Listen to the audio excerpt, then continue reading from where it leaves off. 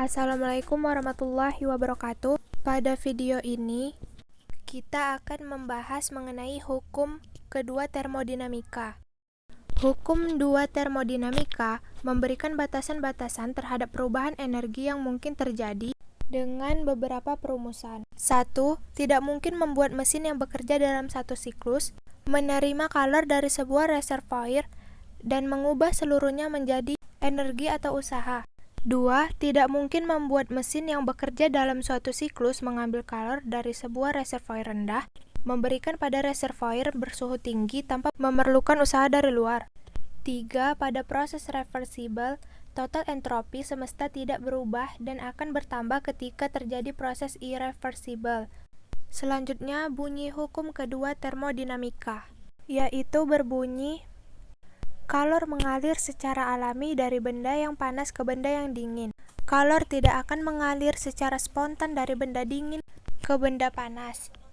Pengertian entropi. Entropi merupakan besaran termodinamika yang menyerupai perubahan setiap keadaan, dari keadaan awal hingga keadaan akhir sistem. Semakin tinggi entropi suatu sistem, menunjukkan sistem semakin tidak teratur.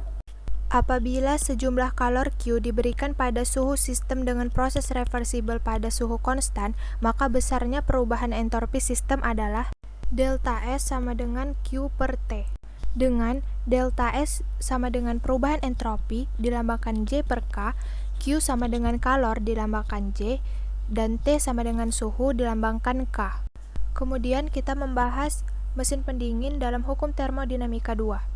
Yang merupakan peralatan yang prinsip kerjanya berkebalikan dengan mesin kalor. Pada mesin pendingin terjadi aliran kalor dari reservoir bersuhu rendah ke reservoir bersuhu tinggi dengan melakukan usaha pada sistem, contohnya pada lemari es atau kulkas dan pendingin ruangan atau AC. Bagan mesin pendingin dapat dilihat pada gambar berikut. Ini merupakan bagan proses penyerapan kalor pada mesin pendingin.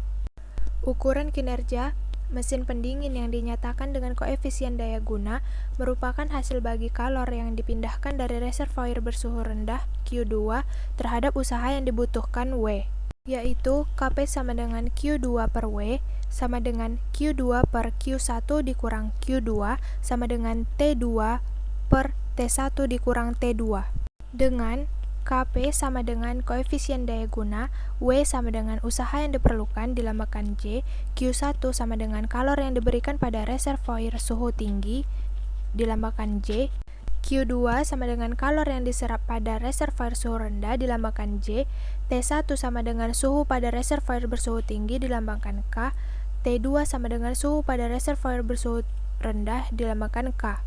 Lambang J itu Joule dan lambang K itu Kelvin. Penerapan hukum dua termodinamika dapat diamati pada proses mengalirnya kalor pada mesin pemanas seperti ditunjukkan pada gambar berikut. Gambar ini merupakan bagan penerapan hukum dua termodinamika pada mesin pemanas. Di sini saya memberikan satu contoh soal.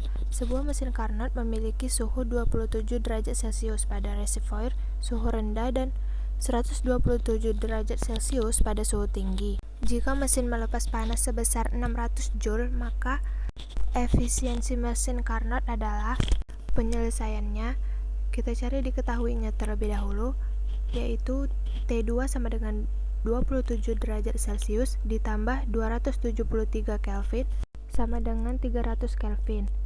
T1 sama dengan 127 derajat Celcius ditambah 273 Kelvin sama dengan 400 Kelvin. Yang ditanyakan efisiennya atau eta. Lambangnya dibaca eta. Jawab, eta sama dengan dalam kurung 1 dalam kurung T2 per T1 tutup kurung dikali 100% sama dengan 1 dikurang dalam kurung 300 per 400 tutup kurung dikali 100% sama dengan 1 per 4 dikali 100% sama dengan 25%. Jadi efisiensi mesin Carnot adalah 25%. Sekian pembahasan video mengenai hukum kedua termodinamika dari saya. Wassalamualaikum warahmatullahi wabarakatuh.